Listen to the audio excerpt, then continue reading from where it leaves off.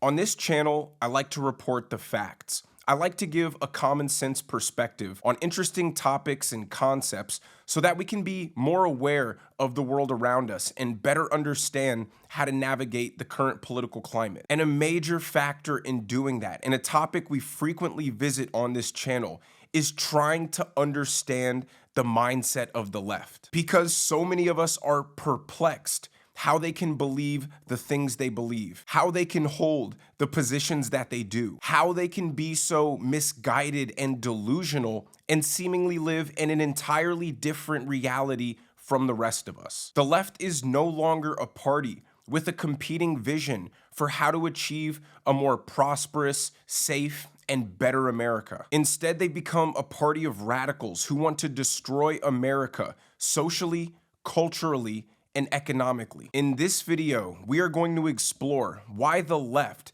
the party of the supposed intelligent and educated, is full of so many fools. Why is it that the party who proudly boasts about the number of degrees that they have, who arrogantly proclaims their intellectual superiority over everybody due to their PhD in gender studies, seem to lack the most wisdom and common sense, and instead seem to be indoctrinated in theories and ideologies that are radical and are not based in reality? As always, like the video and subscribe to the channel. I think you guys are gonna get a lot of insight out of this one. But let's watch this video from a guy named Mark Manson explain why so many self-proclaimed intellectuals fall victim to this. But here's the real problem.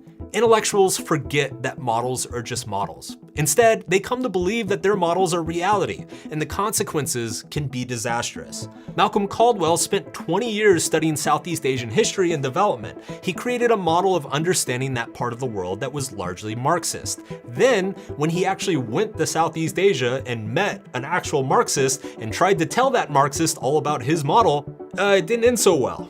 When an intellectual model and reality collide, reality always wins. Yet, when their models are contradicted by reality, most intellectuals do not side with reality. On the contrary, most intellectuals will double down on their models, and this is what makes them idiots. So the fundamental problem starts with college, which once used to be a place to learn to critically think, to hear different perspectives, and to seek the truth, which has been completely hijacked by the modern version, which is strictly a left-wing radical ideology indoctrination camp, where one set of ideas and perspectives have been silenced and censored, and one set of ideals which cannot be criticized, which cannot be scrutinized, which cannot be debated, are pedestalized as universal truth. Let's start with the biggest failed theory that's still taught today as the remedy to our evil capitalist society, which is communism. Communism was an ideology that was birthed from the halls of academia that was meant to create a perfect utopia civilization. The problem is it only works in theory and fails to consider the most important variable for its success: reality, or in this case, human nature. Communism doesn't work because humans at their core are self-interested. A hardworking, high-performing individual will not like receiving the same amount of pay, living in the same house, eating the same food, driving the same car as his neighbor who works half as hard as him and half as long. All it does is incentivize the hardworking individual to work just as hard as their lazy counterpart because their lives will be the exact same no matter what. And then it starts an instant fall of dominoes where every single person is now working as hard as the laziest person in society. And what happens? Industry collapses, productivity collapses, efficiency collapses, production collapses. People starve and die because it is a system that directly defies human nature. Yet, despite it being responsible for the deaths of 100 million people, it's still taught in higher education as a reasonable system to pursue to achieve equality. Another example of this is critical race theory, which takes an objective fact that blacks are the lowest on the socioeconomic totem pole, and from that makes bold and unsubstantiated claims that the result of that is due to institutional and systemic oppression and racism. And the offset of those claims and the practical implementations of the remedies are affirmative action and racist DEI hiring quotas, the erosion of meritocracy, all of which go against the core tenets of what we believe in this country, that nobody should get preferential treatment because of their skin color, but it also leads to the decline of the quality of our institutions because we're now no longer prioritizing excellence. Furthermore, the ramifications of these radical theories crafted in classrooms can be that they actually harm the people they were intended to help. Think about the defund the police movement. The social justice warriors and the radical left believe that the police are an arm of the racist institutions used to keep their boot on the neck of black people. So what do they propose from their ivory towers and cushy university offices? Removing and defunding the police entirely from these communities of color. Why? Because they've bought into an ideology not rooted in reality. Ask a normal, law-abiding 60-year-old lady, just a normal grandma living in the midst of the hood. Do you think she would feel more safe if all of the police were removed from the street? Or do you think she would feel less safe? Do you think a normal law-abiding citizen living in a community plagued with gang violence and gun violence and criminality would feel way better off if the police just completely left their neighborhoods? It's because it's so easy to virtue signal from your gated communities, far away from the strife of the people in the inner cities who your solutions are going to affect. It's like when liberals will advocate for illegal immigration so they can be showered in applause from their friend group who will say that they're kind and they're compassionate because they care about people who are worse off than them. But what did we see happen when illegals were sent to Martha's Vineyard? They got them the hell out of there in 24 hours. Why? Because just like the guy in the video said, reality always destroys these theories. And I know I'm ranting, but we have to touch on gender theory. Oh, what if a man can become a woman? I mean, what if my toenail clipper could be a backpack? What are you talking about? These kind of things are the offspring of professors who have too much time on their hands and are just simply sitting around thinking, what if? Which is fine to do. They're entitled to their academic freedom. But the problem is these theories that are so wildly wrong and not based in reality shouldn't be taught to people as empirical fact, as undebatable truths. And because society has told college students, if you go to college, you are smarter than people who don't go to college, they assume that what they're being taught is right, and the rest of us who didn't go to college are simply wrong because we're not as intelligent as they are. But all that's happened is they suffer from the saying, don't be so open-minded that your brain falls out. Now, here he talks about a Stanford professor who back in the 70s predicted the end of the world by the year 2000. At the time, he was praised. He received awards for this. But even after he was proved wrong, he never changed his position because so much of his identity was built around this false theory. Ehrlich is the poster child for an intellectual idiot. Here you have a guy, super educated, professor at Stanford, spends decades thinking about sustainability, and he comes up with a model. The model makes some catastrophic predictions. He is then rewarded for the model. He's told he's a genius. He's a visionary. Oh my God, he's saving the planet and humanity and the baby seals. Oh my God, the baby seals. He gets paid for this model. He wins awards for this model. He becomes world famous for this model.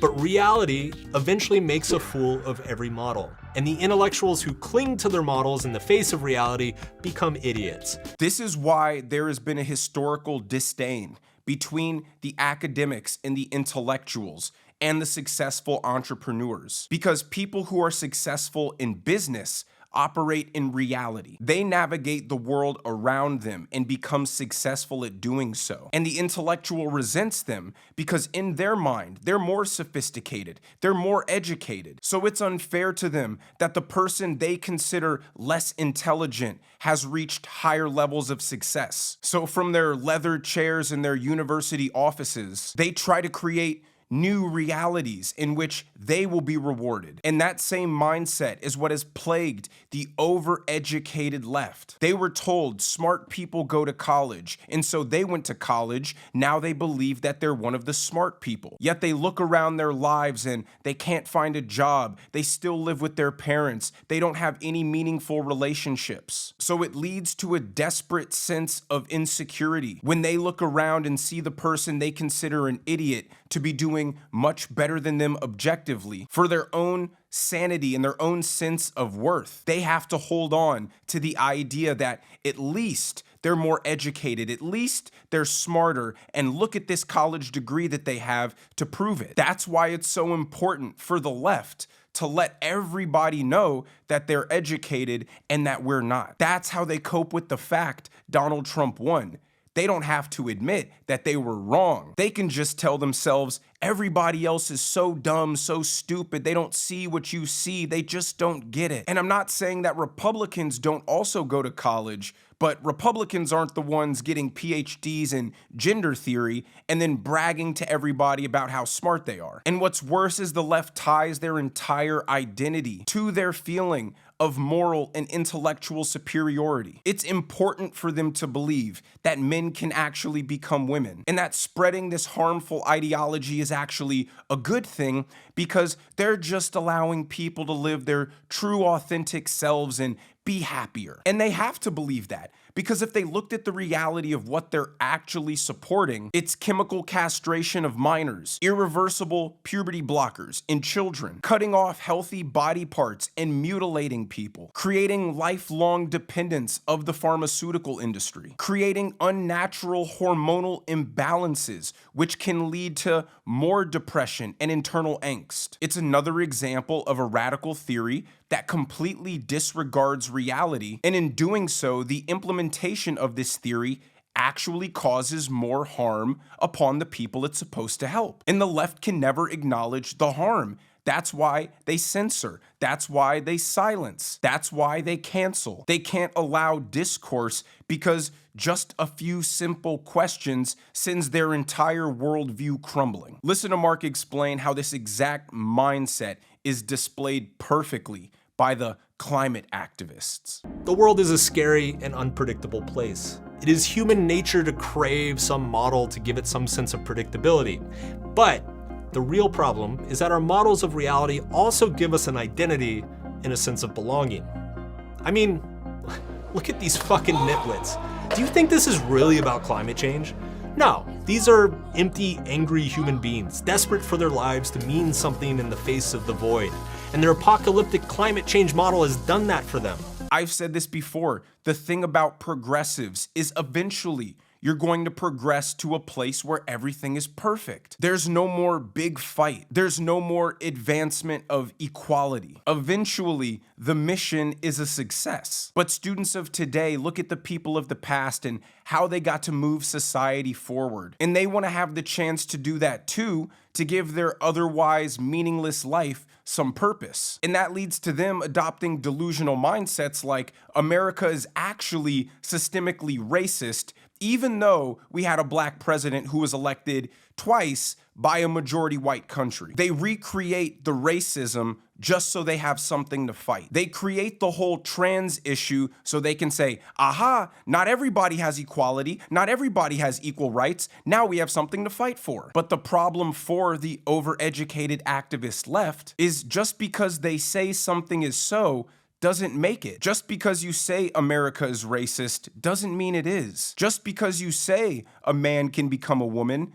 doesn't mean they can. And so because it isn't the 1960s and they don't have something real to fight for, and the position they hold is so evidently false, they try to lean on their education, their perceived intellectual superiority to take extremely simple concepts and make them as convoluted and complex as possible. Listen to Mark talk about that. Idiots don't update their views about the world when new information comes out. Idiots try to shut down discourse rather than engage with it. Idiots will look at something plain and obvious and claim that it's actually really complicated, you see? Because if you factor the binomial of the quantum rate of the social construct and divide by 0, you'll discover, just like Plato once said, that what is right if only what is right is left, and what's left is alleviates the burden of the proletariat to the liberation of all peoples, even under God, whatever and ever, amen. I have a saying for this. Don't get lost in the tall grass. That is the only strategy on the left. There is such a thing as biological reality. We all experience it, we all understand it. And so destroying their argument is so easy. A 5-year-old could do it. So their only defense is to say, it's actually more complicated than you think. It actually takes a higher level of understanding than middle school biology, when in reality it doesn't. But that's where they try to get you. They try to pull out all the terms they learned in their indoctrination classes in college. And even though it's a load of crap that they're regurgitating, they don't realize it, because these are the concepts that they were taught to make them feel as if they're more intelligent than the rest of society. So they use them as if they were good substantive points. Never let an argument or a debate with a leftist get to that point. Do not get caught in the tall grass. I know this video went a little long, but I hope you guys got some great value out of it. If you enjoyed the video, make sure you hit that like button. Make sure you subscribe to the channel if you haven't already. Turn on the notification bell so you never miss a video. And I will see you guys in the next one.